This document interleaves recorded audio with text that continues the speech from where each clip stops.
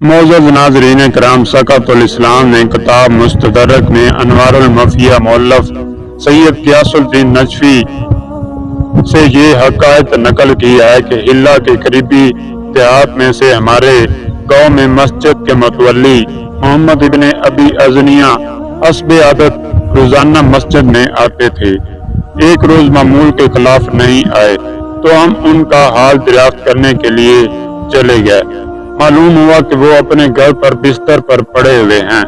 ہم کو بہت تعجب اور حیرانگی ہوئی کیونکہ وہ گزشتہ رات کو بالکل صحیح اور سالم تھے۔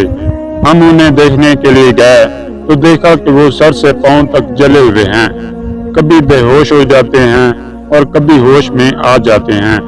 میں نے کہا کہ تم پر یہ کیا مصیبت آ گئی ہے؟ انہوں نے کہا، کل رات میں مجھے پولیس رات دکھایا گیا اور حکم ہوا کہ میں بھی اس پر چلوں۔ پہلے تو وہ میرے قدموں کے نیچے ٹھیک حالت میں تھا، اس کے بعد دیکھا وہ باریک ہو گیا ہے اور ابتدا سے نرم و آرام دہ ہے، لیکن اس کے بعد دیکھا تیز اور دھاردار ہو گیا ہے۔ میں بدستور آہستہ آہستہ آگے بڑھ رہا تھا اور اپنے آپ کو مضبوطی سے سنبھالے ہوئے تھا تاکہ گر نہ جاؤں۔ نیچے سے آگ کے شعلے بلند ہو رہے تھے جن کا رنگ سیاہ تھا اور لوگ ہر طرف سے خزاں کے پتوں کی طرح جہنم میں گر رہے تھے۔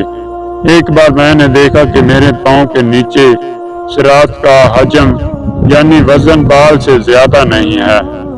اچانک آگ نے مجھے کھینچ لیا اور میں اس کی گہرائی میں گر گیا۔ میں جس قدر ہاتھ پاؤں مارتا تھا نیچے کی طرف دھنستا چلا جاتا تھا۔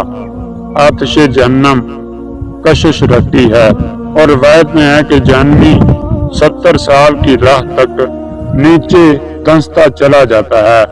جب میں نے دیکھا کہ بات قابو سے باہر ہے تو میرے دل میں گزرا کہ کیا جب میں گرتا تھا تو یا علی نہیں کہتا تھا؟ چنانچہ میں نے کہا، یا مولا، یا امیر المومنین، میری فریاد کو پہنچیے۔ مجھے الہام ہوا کہ اوپر کی طرف دیکھو۔ میں نے آقا کو دیکھا کہ صراط کے کنارے کھڑے ہوئے ہیں۔ آپ نے ہاتھ بڑھایا اور میری کمر پکڑ کر اوپر کھینچ لیا۔ میں نے کہا، آقا میں جل گیا، میری امداد فرمائیے۔ حضرت نے دست مبارک میرے زانوں سے ران کے آخر تک کھینچا۔ میں اچھل کر خواب سے بیدار ہو گیا تو دیکھا کہ جہاں حضرت علی علیہ السلام نے دست مبارک رکھا تھا وہاں سوزش بالکل نہیں ہے اور وہ جگہ صحیح اور سالم ہے، لیکن بقیہ جسم جل رہا ہے۔ وہ 3 مہینے تک بستر پر پڑے رہے اور نالہ و فریاد کرتے رہے۔ لوگ طرح طرح کے مرہم لاتے تھے اور طبیب بدلتے تھے، یہاں تک کہ 3 ماہ بعد وہ صحت مند ہوئے اور ان کے جسم پر تازہ گوشت پیدا ہوا۔ اسی کتاب مستدرک میں تحریر ہے کہ اس کے بعد وہ جب بھی اس واقعہ کو بیان کرتے تھے تو ایک مدت تک لرزے اور نجار میں مبتلا رہتے تھے۔ اور دوستو، اسی طرح بہار الانوار جلد 3 میں ہے کہ رسول خدا صلی اللہ علیہ وسلم نے فرمایا، جب میں بعثت سے پہلے بھیڑوں کو چرانے لے جاتا تھا تو کبھی کبھی دیکھتا تھا کہ وہ حیرت زدہ سی ہو کر کھڑی ہو جاتی تھی۔